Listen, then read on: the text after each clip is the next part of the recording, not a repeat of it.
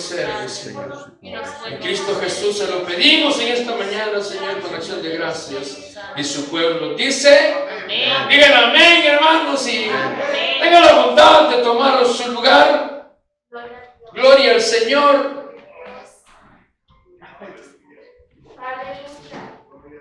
Aún mi garganta sigue un poco afectada, así que vamos a ver hasta dónde nos dura la cuerda. Gloria al Señor. Quiero invitarle esta mañana a que abra su Biblia. Un pasaje muy conocido en el Evangelio según San Mateo, capítulo 22. Capítulo 22 del Evangelio según San Mateo. Amén. Y estaremos leyendo el verso 36 al verso 40. Sé que es una porción muy conocida. Si lo tenemos, iglesia, lo leemos con toda reverencia. La palabra del Señor se lee esta mañana. Y dice la Escritura de la siguiente manera: Maestro, ¿cuál es el gran mandamiento en la ley? Jesús le dijo: amarás al Señor tu Dios con todo tu corazón y con toda tu alma y con toda tu mente. Este es el primero y grande mandamiento. Y el segundo es semejante: amarás a tu prójimo como a ti mismo. De estos dos mandamientos depende toda la ley y los profetas. Gloria al Señor. Gloria a Dios. Aleluya. Esta mañana, amados hermanos, a la luz de la palabra de Dios, a la luz de esta palabra, quisiera por un momento hablar sobre un tema que, no sé, a muchas personas como que no les gusta mucho. Ya empezamos mal a decir, no. Es que queremos hablar, hermanos, acerca de los deberes y las responsabilidades que como cristianos tenemos. Así sería el tema: deberes y responsabilidades del cristiano. Lo más probable es que no alcancemos a cubrir todo en este día, así que probablemente haya una segunda parte y quizá hasta una tercera.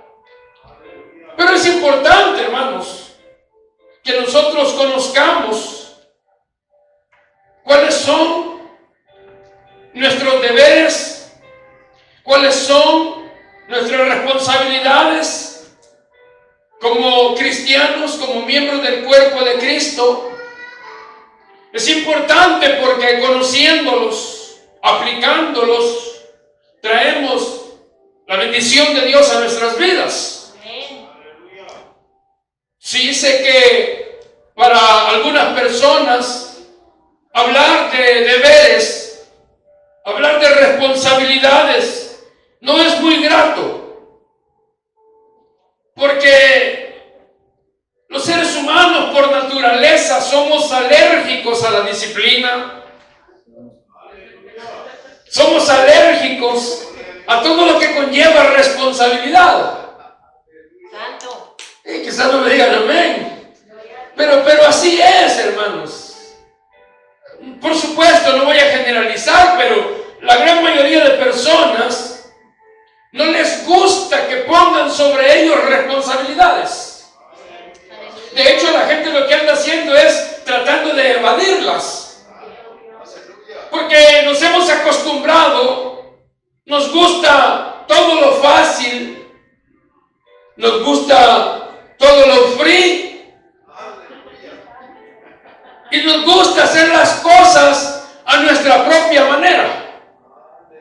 Sin embargo, Dios, hermanos, Dios ha diseñado la vida de tal manera que los deberes y las responsabilidades están, hermanos, en todas partes. Los deberes y las responsabilidades son parte del paquete de la vida. En todos los ámbitos de la vida hay deberes, hay responsabilidades. Y así como gozamos nosotros de privilegios, así también tenemos responsabilidades. No se puede tener una cosa sin la otra. Por ejemplo, en la escuela, los estudiantes tienen deberes, tienen responsabilidades. En el trabajo, cuando usted llegó a la empresa donde labora, a usted le dijeron cuáles serían sus deberes, cuáles serían sus responsabilidades, sus horarios, etc. En la casa, la familia, tanto los padres como los hijos, tenemos responsabilidades que cumplir. En el país, en la ciudad donde vivimos, tenemos que cumplir también con ciertos deberes y responsabilidades. Pues de la misma manera, cuando nosotros venimos al Evangelio, cuando nosotros venimos, hermanos, a la vida espiritual, a la vida cristiana, nos damos cuenta que aquí también hay deberes y hay responsabilidades. Sí. Hay personas que creen que dentro del mundo cristiano, comúnmente llamado evangélico, hay personas que creen que esto solamente se trata de aceptar a Cristo y ya. Como dicen algunos, aceptar a Cristo en el corazón y eso es todo, ya solo queda esperar que el Señor venga y nos lleve al cielo. Qué interesante sería, hermanos, que una vez que una persona fuera salva, Dios se la llevara inmediatamente. ¿Verdad? Ya no estuviéramos nosotros aquí, bueno, tal vez algunos. Imagínese usted que el que va salvando se lo va llevando. Pero alguien dirá, no, qué bueno, porque no habrían problemas de tentaciones, ya no tendríamos que estar orando y leyendo la Biblia, estudiando la Biblia, tener que asistir a la iglesia. Y lo mejor no tendríamos que estar ofrendando ni diezmando, porque esas son parte de las responsabilidades del cristiano.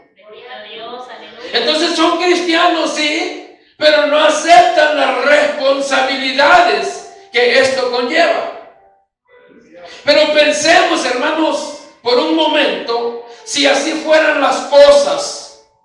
Pensemos si esto fuera así, que Dios nos salva y nos lleva al cielo de una vez. Entonces no habría crecimiento espiritual. Entonces no habría madurez. Entonces no habría ese disfrutar, ese gozar de la vida cristiana, entre muchas otras cosas. Por eso es que Dios nos tiene aquí. Amén. Y Dios espera que juntamente con el privilegio de ser salvos, Dios espera que juntamente con el privilegio de tener ahora la vida eterna, de andar en nueva vida, como dice la Escritura, también aceptemos nuestras responsabilidades como hijos e hijas de Él que somos. ¿Sí? Así que esta mañana vamos a ver un par nada más de esos deberes que tenemos como cristianos, porque no alcanzaríamos a cubrir los todos y tampoco vamos a hablar todos, pasaríamos un año. Pero si queremos tocar, hermanos, los más esenciales. Así que dice el texto que hemos leído, que un fariseo, un intérprete de la ley, se acercó al Señor Jesús y le hace una pregunta. Una pregunta que fue formulada, que fue hecha 2 veces por 2 personas diferentes. Una que quería aprender, allá en Marcos en el capítulo 12, y la otra persona que hace la pregunta con la intención de tentarle, y es la porción que hemos leído. Ahora lo que me interesa a mí esta mañana no es realmente la intención con la que estos personajes hicieron la pregunta, sino que me interesa sobremanera la respuesta que el Señor les da. Porque ante la pregunta que le hacen al Señor, la respuesta que Él da, Él dice: amarás al Señor tu Dios con todo tu corazón, con toda tu alma, con toda tu mente, con todas tus fuerzas. Y principal mandamiento. Entonces, si vamos a hablar de deberes, si vamos a hablar de responsabilidades como cristianos, creo con todo mi corazón que este es el primero. La primera responsabilidad que tenemos ahora como hijos de Dios es amar a Dios por sobre todas las cosas. Sí. Esa es nuestra responsabilidad ahora. Amar a Dios por sobre todas las cosas. Amar a Dios con todo nuestro corazón, es decir, con todo nuestro ser. Como lo hemos venido viendo, hermanos, a lo largo de los estudios que estamos llevando en la primera carta de Juan, nosotros ahora estamos en vida nueva, hemos recibido una vida nueva y esta vida, la hemos dicho, es para vivirla para Él. Amén, aleluya.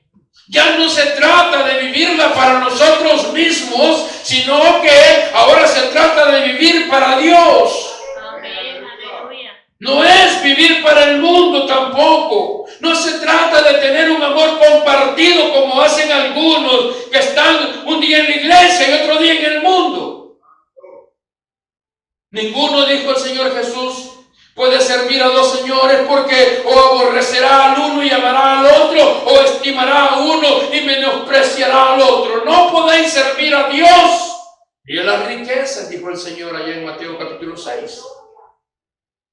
Entonces, amar a Dios con todo nuestro corazón es el mandamiento más importante, hermanos. Yo diría, es la responsabilidad más grande que tenemos como cristianos que ahora somos. Pero ¿qué significa esto de amar a Dios? ¿Qué significa? Porque hay personas que no saben realmente, no saben esto, no tienen una idea concreta de lo que es amar a Dios con todo el corazón.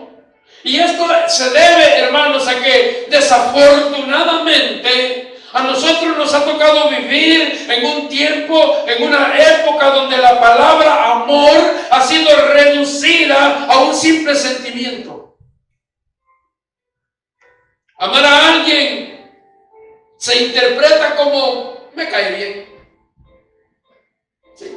Sin embargo, que alguien me caiga bien no necesariamente constituye el amor en términos bíblicos.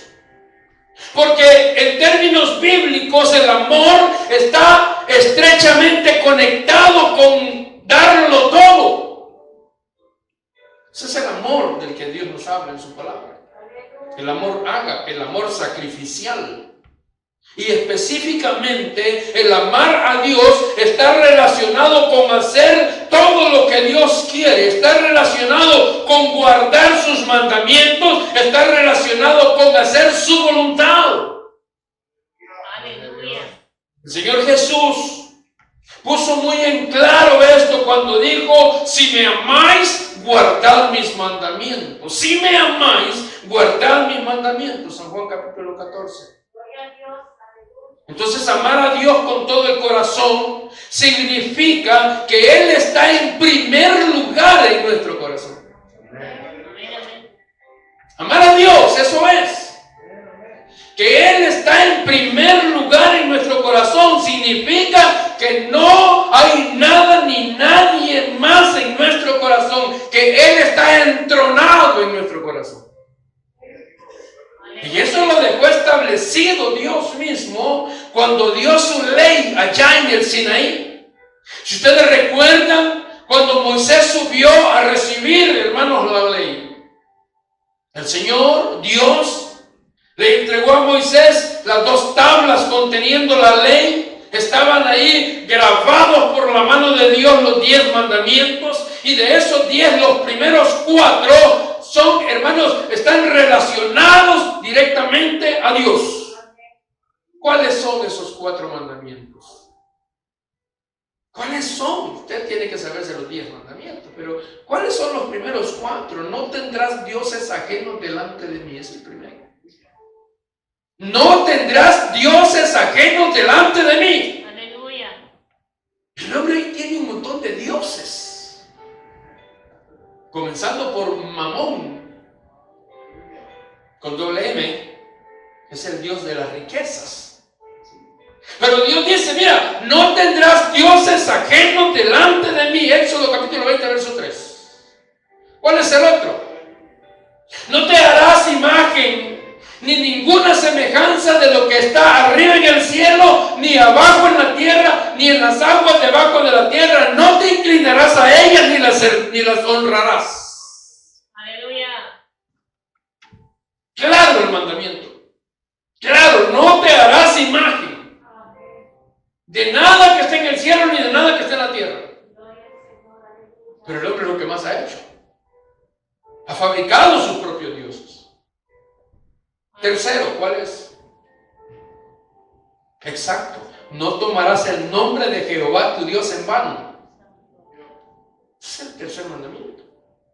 Y dice el Señor, porque no dará por inocente Jehová al que tome su nombre en vano. Y el cuarto mandamiento que está relacionado al Señor. Acuérdate. ¿De qué? Exacto. Acuérdate del día de reposo para santificar. Y él dijo, 6 días trabajarás. Pero hoy le meten trabajo. Hasta quieren que una semana tenga más días. Y luego los otros 6 mandamientos que siguen están relacionados con el prójimo, con el amor al prójimo. Por eso el Señor dijo que ya está resumida la ley: amar a Dios y amar al prójimo. Es el segundo mandamiento y es similar. Entonces, amados hermanos, nuestra primera responsabilidad, nuestro primer deber es amar a Dios por sobre todas las cosas. Amar a Dios con todo nuestro corazón, lo cual significa que todos nuestros afectos deben ser primeramente dados a Él. Porque Dios no quiere compartir amores. Dios no quiere compartir otros amores con nuestro corazón. Bendito Rey. No. Dice que Él es celoso. Amén. Él no comparte su gloria con nadie. Aleluya. Entonces tenemos que ser cuidadosos, hermanos, con nuestro corazón, ya que por naturaleza como que tenemos esa tendencia a amar cosas diferentes. Por ejemplo, hay gente que ama la comida. Sí. Los italianos huelen la comida y dicen hola la.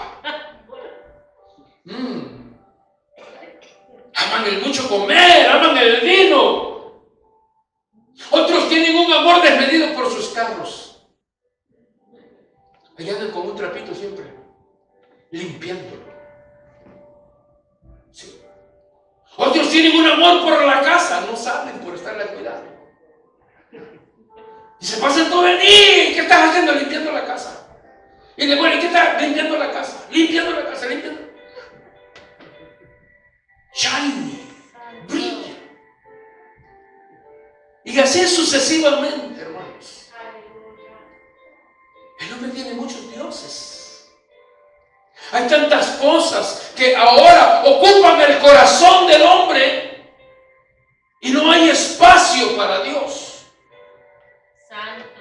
Recordemos que nuestro primer deber es amar a Dios por sobre todas las cosas. Si hay algo en nuestro corazón que está desplazando a Dios, sea lo que sea, tenemos que sacarlo, porque nuestro corazón, nuestra vida le pertenece solo a Él. Amén. Y si lo amamos, si Él es el centro de nuestro ser, eso se va a reflejar en la comunión que tengamos con Él. Entonces tenemos nosotros que cuidar nuestro corazón, que no haya nada en nuestro corazón que esté desplazando a Dios.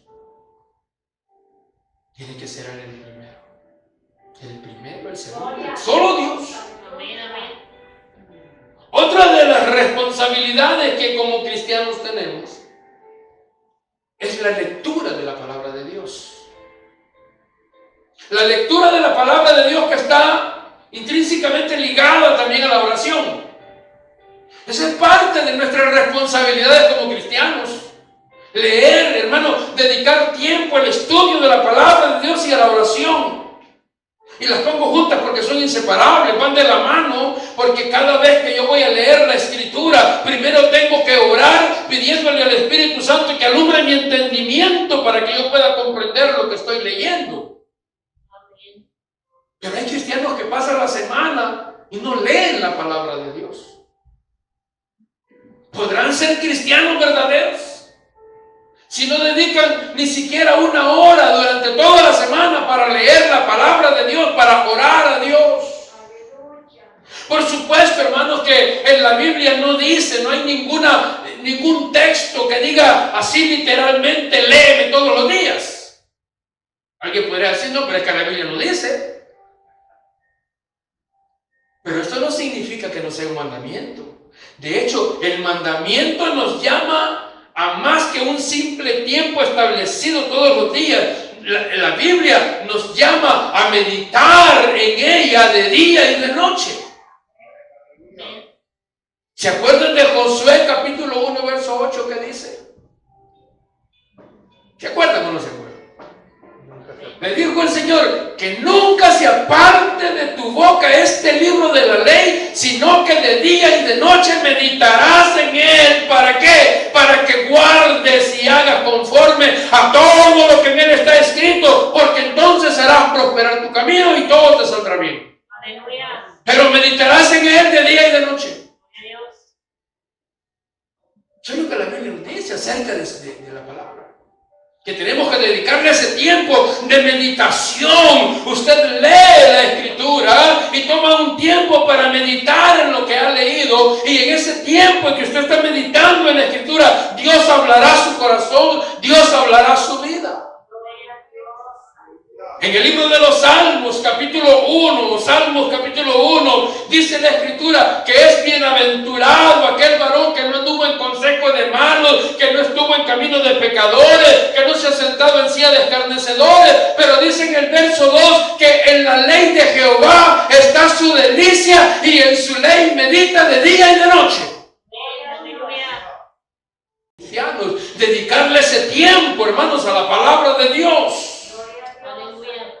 Cuando Pablo escribe su carta a aquel joven pastor llamado Timoteo, primera de Timoteo en el capítulo 4, en el verso 13 verso 13 al 15, Pablo le recomienda, Pablo le aconseja a Timoteo y le dice, mira Timoteo, en tanto que voy, ocúpate en la lectura.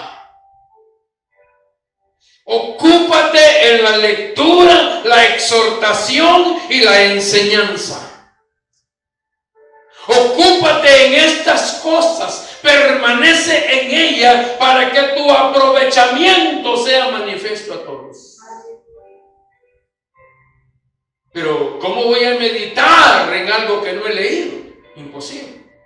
Por eso la misma palabra de Dios me manda a que dedique tiempo a la lectura. Porque es a través de ella que tenemos comunión con Dios, hermanos. Amén.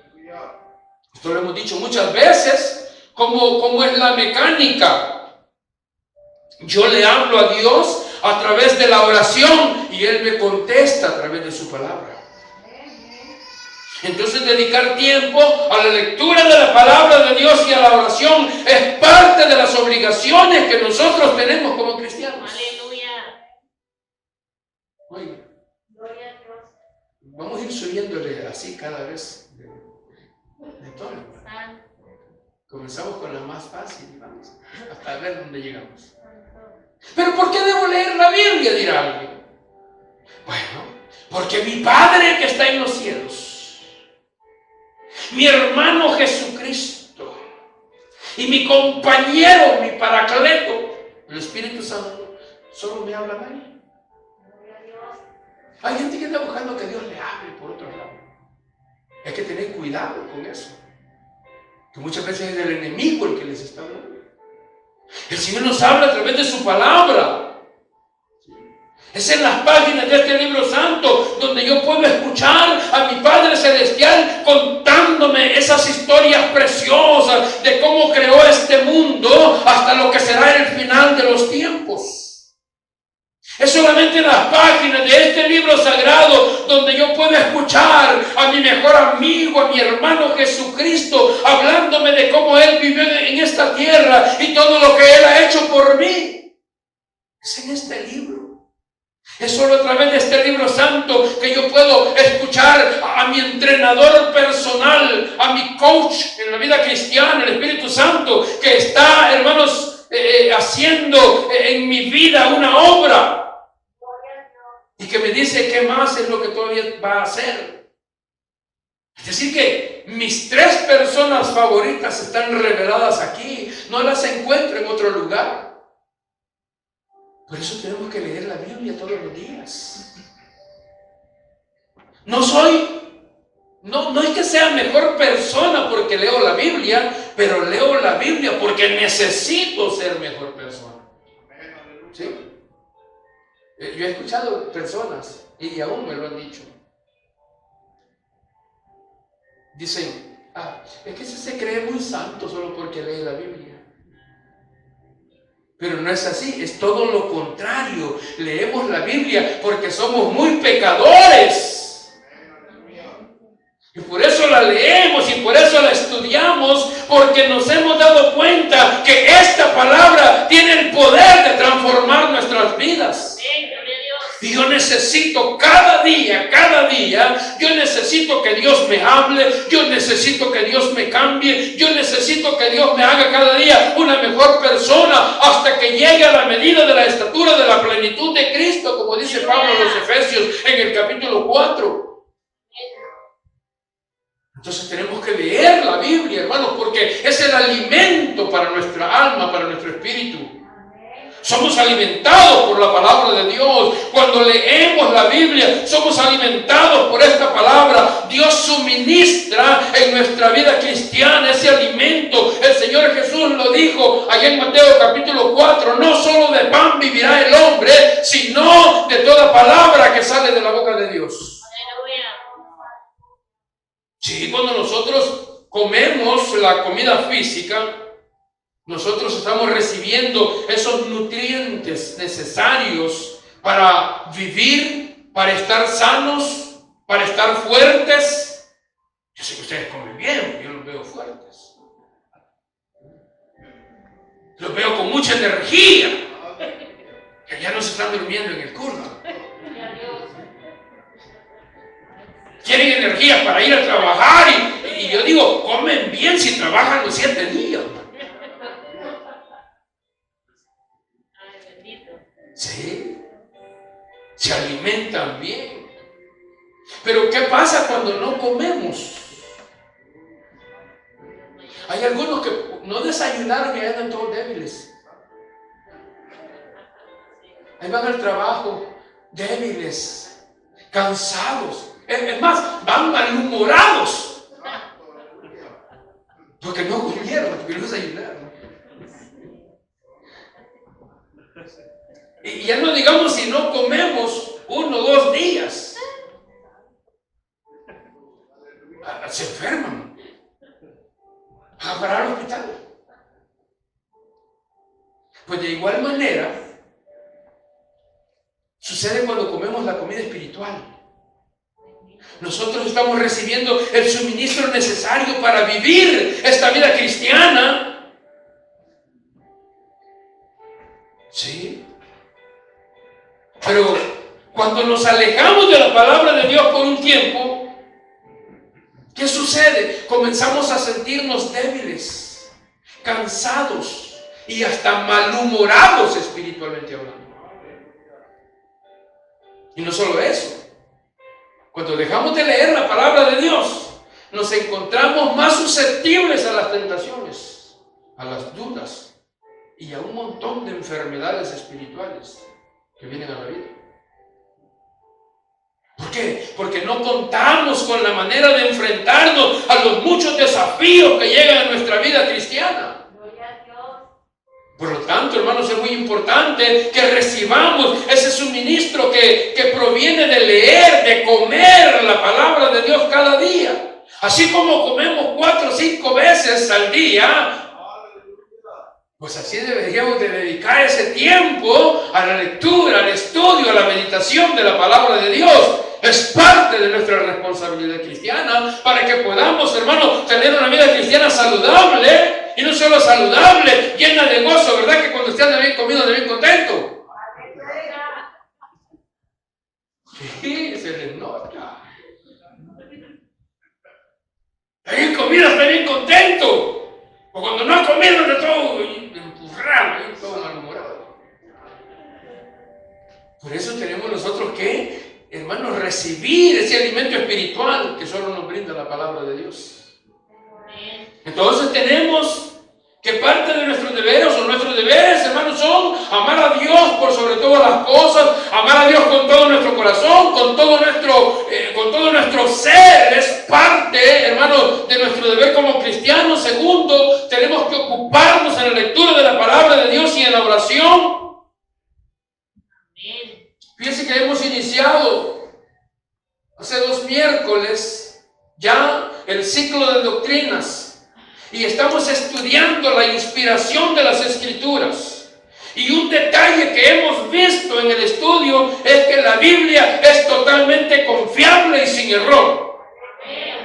Entonces tenemos nosotros que hacer un hábito en nuestra vida, la lectura de la palabra de Dios, la cual, dice Pedro, nos hará crecer para salvación. Si ustedes recuerdan, 1 de Pedro capítulo 2, verso 2, que dice, desead como niños, dice, recién nacido, la leche de la palabra, esa palabra, pero hay que desearla pura, no adulterada, sin engaño. ¿Para qué? Para que por ella crezcáis para salvación, dice Pedro.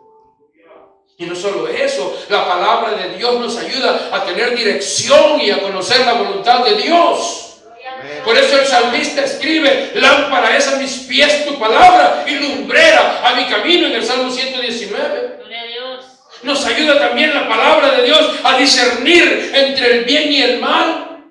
Dice la Escritura en el Salmo 119, verso 101, de todo mal camino contuve mis pies para guardar tu palabra. No me aparté de tus juicios porque tú me enseñaste. Pero ¿dónde nos enseña? A través de la palabra. Y hay muchas razones más por las que nosotros tenemos que dedicarle tiempo a la lectura de la palabra de Dios. Lástima que el tiempo para nosotros aquí, para explicar más, es corto. Otro de los deberes que tenemos, y como dije, le vamos a ir subiendo. Otro de los deberes que tenemos, y estoy tocando los más esenciales, es, hermanos, la asistencia a los cultos de nuestra iglesia. Esa es parte de nuestra responsabilidad como cristianos. Si usted es cristiano, usted que me está viendo a través de ese aparato, usted tiene que asistir a los cultos de su iglesia. Porque ese es otro deber, otra responsabilidad que tenemos como cristianos. La Biblia claramente nos dice que no dejemos de congregarnos como algunos tienen por costumbre. Así dice Hebreos 10:25, ¿verdad? Es la Biblia la que lo dice, yo solo se los estoy contando. Pero hay muchas personas que dicen que son cristianas, pero que no se congregan en ninguna iglesia. Y tienen unas justificaciones. Sí, se justifican. No dicen, yo no voy a la iglesia porque yo soy la iglesia. Oiga. No, yo oro en mi casa y así estoy bien. ¿O no? Yo no necesito de un pastor porque Jehová es mi pastor, dicen los otros que son más bíblicos. Y otros viven cambiándose de congregación en congregación, no tienen un lugar estable, pareciera que tienen metido el espíritu de Caín, andan errantes de un lado a otro. Cuando el deber de los cristianos es pertenecer a una iglesia local. Es parte de nuestras responsabilidades. Pertenecer a una iglesia local, apoyar la iglesia local en todas sus actividades y ayudar en el sostenimiento de la obra. Esa es parte de nuestra responsabilidad cristiana. Hay algunos que no vienen para no dar.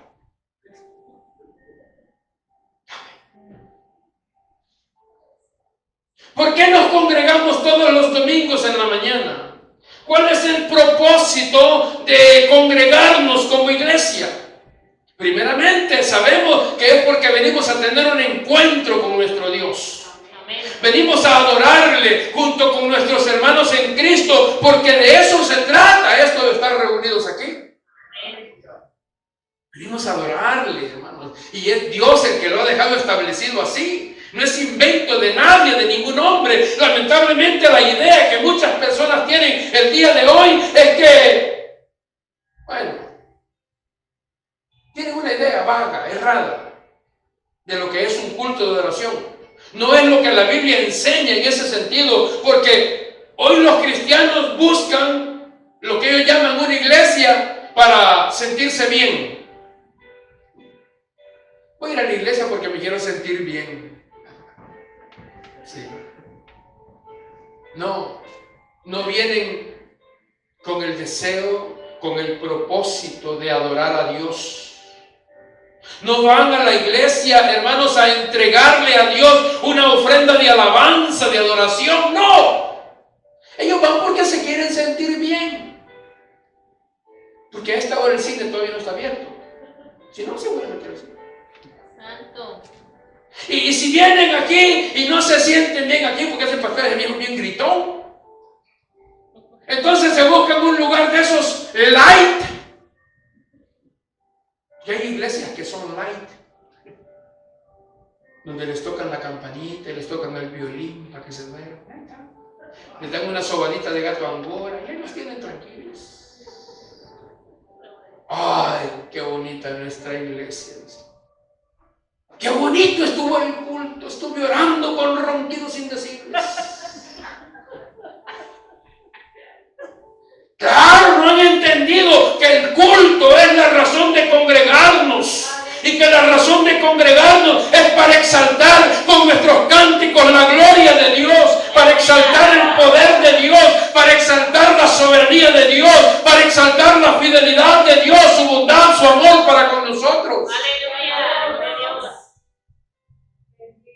Pero también debemos congregarnos, iglesia, porque cuando nos reunimos como iglesia, como cuerpo que somos, entonces somos bendecidos colectivamente. ¿O no han leído el Salmo 133 que dice el salmista: mirad cuán bueno y delicioso es habitar los hermanos juntos en armonía, porque allí envía Jehová bendición y vida eterna? Así que, hermanos, recordemos que parte de nuestros deberes incluye el congregarnos, apoyar los servicios y las actividades de nuestra iglesia local, así como también, ya dije, colaborar para el sostenimiento de la misma. Es parte de nuestra responsabilidad. Porque hay muchas personas hoy día que profesan ser creyentes, pretenden que tienen una relación personal con Cristo, pero no quieren tener una relación vital con la iglesia. Eso es imposible. No se puede. Porque la Biblia claramente nos enseña que estar en Cristo es estar en la iglesia. Que amar a Cristo es amar su iglesia. Es preocuparse por la iglesia. Es involucrarse en la iglesia. El plan de Cristo, hermanos, es crear un pueblo. No se trata simplemente de venir y salvar aisladamente a individuos. No, el deseo de Dios es crear un pueblo, hermanos, y podemos ver ese interés en Cristo. Él está orando en una ocasión por la unidad de su pueblo. Él está orando por la unidad de los suyos. En Juan capítulo 17, el Señor está orando y dice: yo ya no estoy en este mundo, yo ya no estoy en el mundo, mas estos están en el mundo, y yo voy a ti, Padre Santo, y a los que me has dado, dice, guárdalos en tu nombre, para que sean uno, así como nosotros. Y no ruego solamente por esto, dijo el Señor, sino también ruego por aquellos que han de creer, por aquellos que han de creer en mí por la palabra que estos van a llevar. Es importante testificar de Cristo, es importante el evangelismo. Y todo, dice el Señor, para que ellos, o para que todos ellos sean uno, como tú, oh Padre, en mí y yo en ti, que ellos también sean uno, para que el mundo crea que tú me enviaste. Esa es la iglesia. El pastor Mark Dever dice que si te llamas a ti mismo cristiano, pero no eres miembro de una iglesia a la que tienes que asistir regularmente, dice el pastor Mark Dever, me temo que puedes estar yendo camino al infierno. Gloria a Dios. Porque en esto, en la vida espiritual, en la vida cristiana, aquí no hay llaneros solitarios. Podrán haber llaneros con solitaria, que es otra cosa, pero llaneros solitarios no hay. O estás dentro o estás fuera. Aquí así es. O eres parte del cuerpo de Cristo o no eres. Usted no deja un brazo en su casa y se va sin él. No. Ni las uñas, ¿verdad? No. Parte de su cuerpo. Pedro dice que nosotros somos como piedras vivas, con las cuales, dice Pedro, se levanta, se edifica ese templo espiritual en el que adoramos a Dios, en el que nos ofrecemos a Dios. Pienso, Pedro está pensando o viendo el templo que había en Jerusalén. No estaba hecho de ladrillos, sino de piedras, ¿verdad? Y así como ese templo físico estaba hecho de piedras, Pedro dice, así somos nosotros. Somos piedras vivas que cuando nos unimos formamos ese templo espiritual. Gloria a Dios. Gloria a Dios. Por eso él dice, vosotros también como piedras vivas, ser edificados como casa espiritual y sacerdocio santo para ofrecer sacrificios espirituales aceptables a Dios por medio de Jesucristo. Gloria a Dios. Y por último, para terminar por hoy, otra de nuestras responsabilidades como cristianos es estar donde Dios nos ha puesto. Yo sé que usted sabe esto, pero lo estoy recordando por lo que se les olvida, por aquellos que tienen memoria RAM. Sí, las computadoras tienen dos tipos de memoria, la RAM y la ROM. La RAM es Random Access Memory, es una memoria volátil. Usted apaga la computadora y todo lo que tenía en la pantalla se perdió, se fue. Y la memoria ROM es la memoria de solo lectura, Read Only Memory. Esa no se borra, esa está ahí. No decimos, no se borra. Pero los cristianos tenemos memoria RAM. Una vez salimos de esa puerta y nos desconectamos y se olvidó todo. Santo. Poderoso. Entonces nosotros tenemos que estar donde Dios nos ha puesto. Amén. Donde Dios nos ha plantado. A mí me gusta esa figura. Y ahí tenemos que echar raíces y crecer fuertes y dar frutos para el Señor. Gloria a Dios. Fíjense que la Biblia enseña, hermanos, que nosotros somos como árboles plantados. Así dice el Salmo 1, ¿verdad? Amén. ¿Cómo dice el Salmo 1? Será como árbol plantado junto a corrientes de agua que da su fruto en su tiempo y su hoja no cae y todo lo que hace prosperará. ¿Qué dice el Salmo 92:12? ¿Qué dice? El justo florecerá como la palmera, crecerá como cedro en el Líbano. Plantados en la casa de Jehová, hasta se lo canto para que no se me olvide. Plantados en la casa de Jehová. Esta es la casa de Dios. Estamos plantados en la casa de Jehová, en los atrios de nuestro Dios, ahí florecerán. Entonces, amados, si Dios nos ha plantado aquí, pues aquí echemos raíces, crezcamos y demos frutos para el Señor.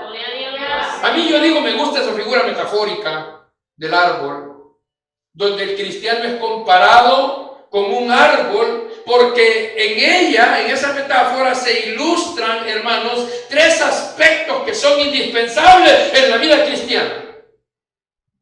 En esa figura del árbol hay una figura de tres aspectos que son indispensables en la vida cristiana: su testimonio, su producción y sus convicciones.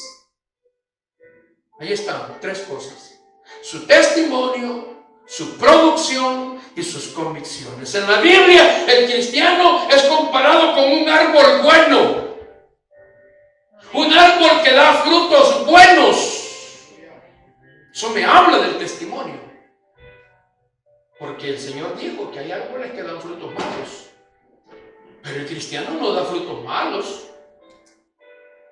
El cristiano, dice la Biblia, que nosotros hemos sido llamados para andar en buenas obras, para hacer buenas obras, las cuales Dios preparó de antemano para nosotros. Entonces el fruto del cristiano tiene que ser bueno, el testimonio del cristiano tiene que ser bueno. ¿O lo dijo el Señor? Por los frutos los conoceréis. Pero también la Biblia me dice que el cristiano, hermano, tiene que dar fruto, y da fruto en su tiempo, dice el Salmo 1. Me está hablando de ser productivo.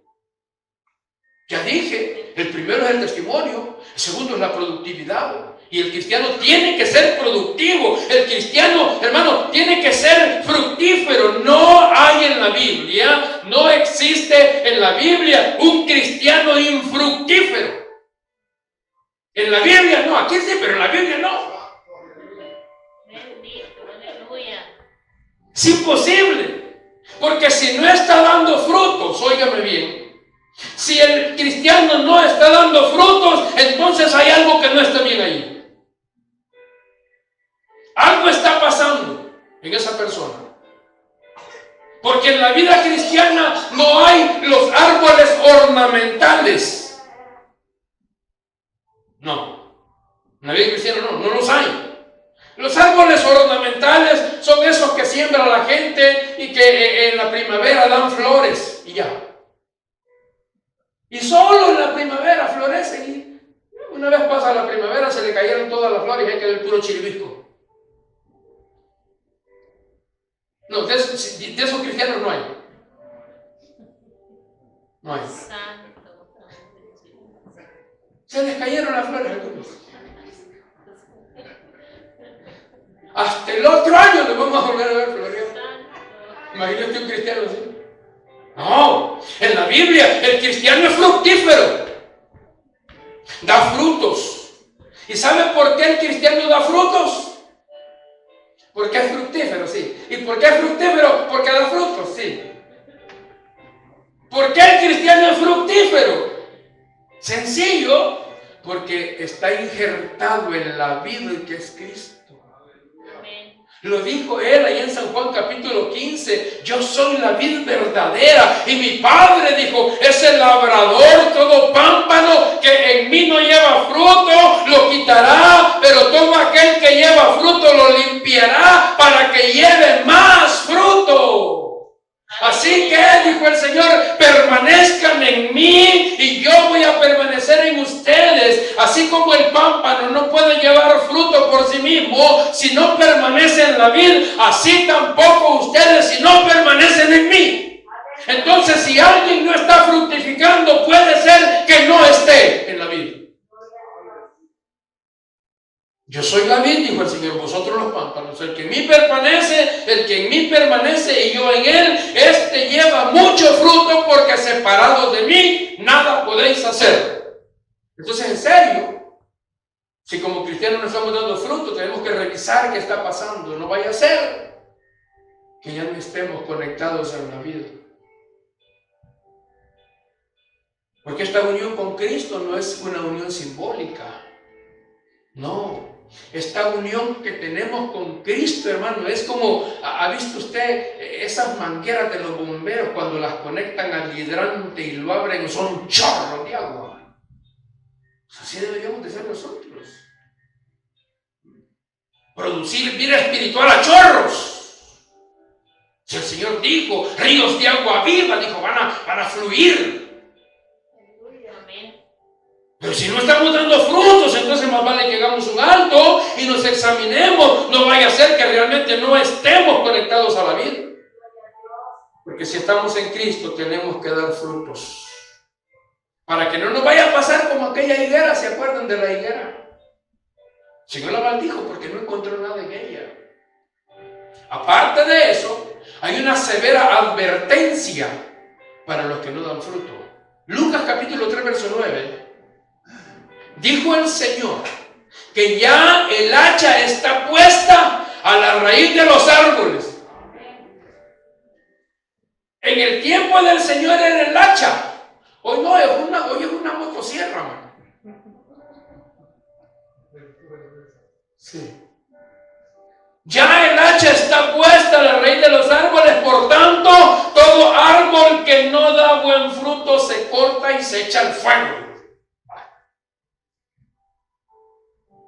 Entonces, como responsabilidad nuestra, tenemos que quedarnos donde Dios nos ha plantado, echar raíces ahí donde Dios nos ha plantado.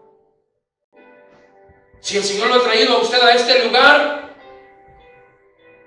quizá aquí va a encontrar cosas que a usted no le van a parecer, especialmente del pastor, porque no somos perfectos. Yo soy tan ser humano como cualquier otro, lleno de errores. Yo creo que tengo más fallas que virtudes, pero Dios me ama. Quizá va a encontrar cosas que no le parecen, pero tratamos de hacerlo mejor. Pero aún así cometemos errores. Yo siempre he considerado que la única razón por la cual una persona se debe ir de una iglesia, se debe ir de una congregación, es si en ese lugar se están predicando herejías. La única razón por la que una persona puede abandonar una congregación es si allí se están enseñando herejías. La única razón. Porque si es porque no se ajustan a su manera de pensar, no, pues entonces va a tener que ir a hacer su propia iglesia y dirigirla a su manera. Por eso es sumamente importante, y lo venimos recalcando siempre, es sumamente importante que usted conozca las doctrinas de su iglesia, porque de esa manera usted sabrá si estamos en la verdad o no. Y si algo no le parece, no lo entiende, venga, pregunte, no se quede con la duda, pero afírmese en un solo lugar. No es de cristianos andar del tingo al tango. No es de cristianos andar como esos hermanitos pulga brincando de un lado a otro. No vaya a ser que un día de estos el Señor venga por su iglesia y esos hermanitos que por andar de un lado a otro no sepan dónde formarse. Hay una figura en la Biblia que algunos comentaristas la asocian con el arrebatamiento de la iglesia. Dicen que cuando el Señor Jesús venga por su iglesia, la iglesia subirá, porque Él estará en las nubes, ¿verdad? Pues dicen los comentaristas que la iglesia subirá ordenada. ¿Ha visto usted cómo marchan los ejércitos? ¡Wow! ¡Qué chulada! Se mira como si solo fuera un solo pie, porque hasta en eso, un solo paso, a una misma altura todos, un solo brazo. Y cuando uno lo ve, wow, uno ve un solo brazo, no se ve.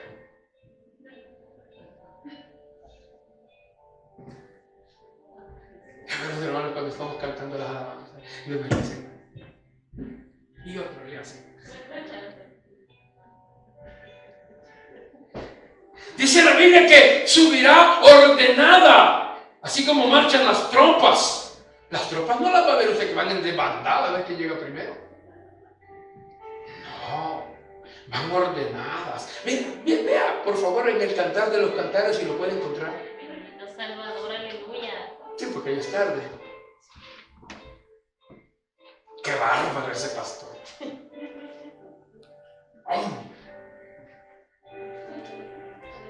Cantar de los cantares. Salmos, Proverbios, Eclesiastés, Cantares. Vaya, ya se la puse fácil. En el capítulo 6, esta es la figura de la que le estoy hablando, de la iglesia. ¿Sí lo tiene? Vean lo que dice el verso 10. ¿Quién es esta? Acuérdese que el Cantar de los Cantares refleja la iglesia, el amor de la iglesia hacia Cristo y el amor de Cristo a la iglesia. Entonces dice, ¿quién es esta que se muestra como el alba, hermosa como la luna, esclarecida como el sol, imponente como ejércitos en orden? Mire, hermano, cuando uno entra al ejército, cuando uno se enlista, lo primero que uno aprende, lo primero que a uno le enseñan es a qué unidad pertenece. El ejército, una brigada, por ejemplo, tiene miles de soldados. Una brigada puede tener 10 compañías y cada compañía tiene 1000 soldados, imagínese usted. Cada compañía tiene 4 secciones y cada sección tiene 4 pelotones. No de así, ¿verdad? Y entonces el soldado tiene que saber a dónde pertenece. ¿Cuál es su brigada? ¿Cuál es su compañía? ¿Cuál es su compañía? ¿Cuál es su escuadrón, su pelotón? Y a la hora de la formación, no porque todos están de uniforme camuflado me voy a ir a meter donde sea. Pues lo sacan a patadas que uno, pero si no se va a formar a otro lugar. Uno tiene que reconocer su unidad. Hay una bandera, hay un estandarte, y uno dice, ya está mi bandera, y se le va corriendo. Y ya sabe, en la fila, ya sabe hasta qué lugar ocupa uno. Si uno es enano, pues le toca al final. Sí, porque va por orden de estatura. Nunca va a haber que un chiquindorrio de eso se va a meter adelante. No, lo agarran del pelo y lo mandan para atrás. Pero el punto es ese, el soldado sabe a qué unidad pertenece. Así el cristiano debe de saber a qué unidad pertenece, cuál es su iglesia. Aleluya. Porque cuando la iglesia se vaya de esta tierra, va a subir como ese ejército ordenada. Sí, somos el ejército de Dios en esta tierra, es de Jehová de los ejércitos, y nos ha enlistado y nos ha puesto en una iglesia local. Esta es nuestra compañía. Aquí pertenecemos, y un día el Señor vendrá y nos llevará con Él, y Él va a decir, Maranata, sube acá. Como le dijo a Juan. Pero aquellos que andan tocando aguado, ¿con quién se van a ir? No, tú no eres de aquí. El Señor viene para llevarnos con Él. Amén. Y al sargento pastor le va a pedir parte, le va a pedir cuenta, dice la Biblia, por cada una de las almas que le asignó para que las entrenara. Porque para eso nos ha puesto aquí, para entrenarlo a usted, para que usted pelee la buena batalla de la fe. Amén, aleluya. Para eso estamos aquí. Aquí no estamos para andar dando esas sobaditas de gato angora, no. Aquí estamos para formar el carácter cristiano en cada uno. Aleluya. Para que a la hora de la batalla, a la hora de que el enemigo venga, usted sepa cómo, hermano, blandir su espada, poner su escudo y pelear la batalla de la fe. No acobardarse, no tirar la toalla, no tirar el casco y ya me voy de aquí, como hacen muchos. No. Por eso la Biblia dice en Hebreos capítulo 13, verso 17, obedeced a vuestros pastores y sujetaos a ellos, porque ellos velan por vuestras almas como quienes han de dar cuenta, y para que lo hagan con alegría y no quejándose, porque esto no es de provecho, dice la Biblia. Pero ¿qué cuentas le puedo entregar yo a Dios de la gente insujeta? ¿Qué cuentas le puedo entregar yo? Ya se estoy bien y ya no lo vuelvo a ver.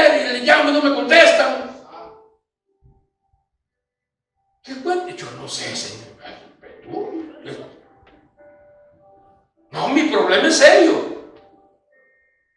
Yo he tenido que preguntarle a algunas personas que ya no vienen a la iglesia, yo he tenido que preguntarle, oiga, ¿ya no va a venir? Porque si voy y les toco la puerta, no me abren.